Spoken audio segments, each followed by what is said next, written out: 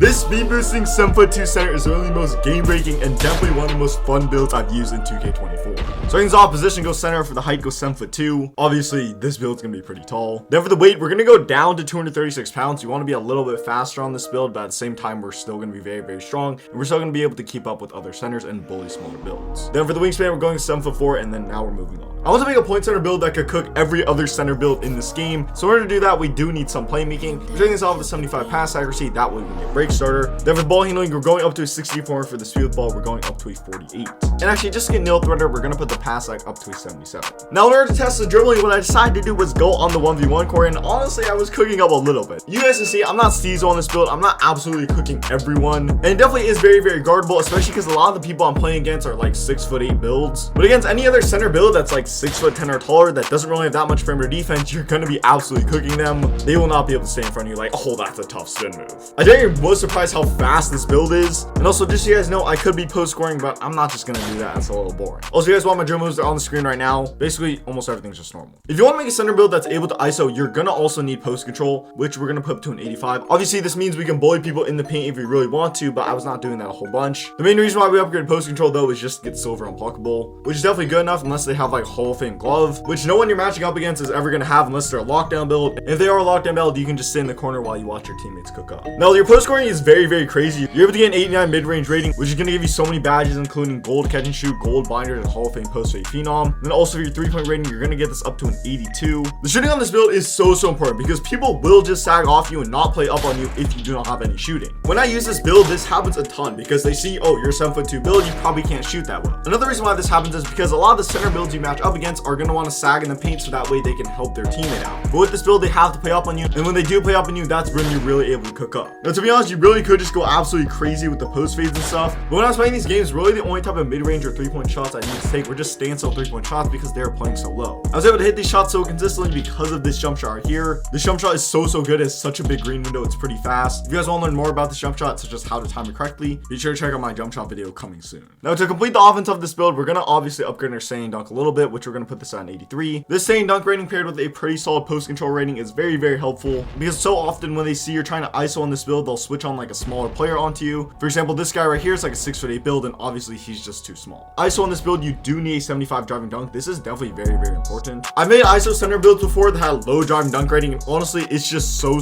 hard to use because so often you'll beat your guy to the basket and then he'll just end up doing like this little baby layup, and against like taller center builds, you can't afford to do layups because they'll just come and swat it. So having at least some driving dunk, that way you can at least just do it consistently and avoid getting blocked, is very, very helpful. In terms of close shots and driving layups and stuff, this honestly really isn't a super huge deal. If you're in a good position, you're gonna make it consistently. It definitely would be nice to have a high close shot rating, that way we can do post hooks, but really I was not trying to make a pure post scoring build, although I might in the future. And to be honest, you really don't need post hooks on this build because your post fades are so consistent. Like, you're getting Hall of Fame post fade phenom. Come on. I honestly love that like anyone 6'9" or shorter will not be able to stay. I honestly love that you can just bully anyone like 6'9" or shorter, and then anyone 6'9" or taller is not gonna be able to guard you on the perimeter. Like, this build is such a mismatch. I've literally played games where they've switched the lockdown onto me, and then at that point, you know, I just space the 4-6 corner, let my teammates go crazy, and then I can more than hold my own on the defensive end. Yeah, as you guys see right here for the block rating, we're putting this up to a 92, and then we're also getting 77 interior defense, which is gonna give us a gold anchor. I've played on builds with Hall of Fame anchor before. There's really not that big of a difference, believe me. Your rim protection on this build is very, very good, especially because you are so tall. Like, this guy literally has slashing takeover, and you guys see he's not yamming on me. In fact, I'm even getting chased down balls. Next up for the rebounding, we're gonna put this up to a 93. This is gonna give us Hall of Fame box out beast and gold rebound chaser. And then for the offensive rebound, we're putting this up to a 72. Obviously, your rebounding on this build is gonna be very, very good. Now on this build, you either have to go with perimeter defense or steal. To be honest, steal. Now on this build, you have to pick between perimeter defense or steal. You can't get both. And to be honest, you really don't need steal on this build. It definitely would be nice, you know, get a few more passing lane steals. But even if you did upgrade steal, you're only getting like a 50 or 60 steal rating. So even if you press square in a passing lane at the right time, it's not a guarantee you're gonna get the steal. So for me at least, I just never press square on this build. And I find on builds with less than a 60 steal rating, I just never press square. So at that point, is it really necessary? The perimeter defense is definitely helpful. It gives you a little more lateral quickness, and it does help with the pick and roll defense a ton. All around, the defense on this build is going to be pretty good. Alright, for the physicals, you guys say pretty much see what it is. A speed excel, you're going to be pretty slow in this build, but you definitely can still move around the court. 90 strength is very important, 75 verts also important, and then 92 stamina. You guys see it comes out to be a 3-level threat. Please subscribe.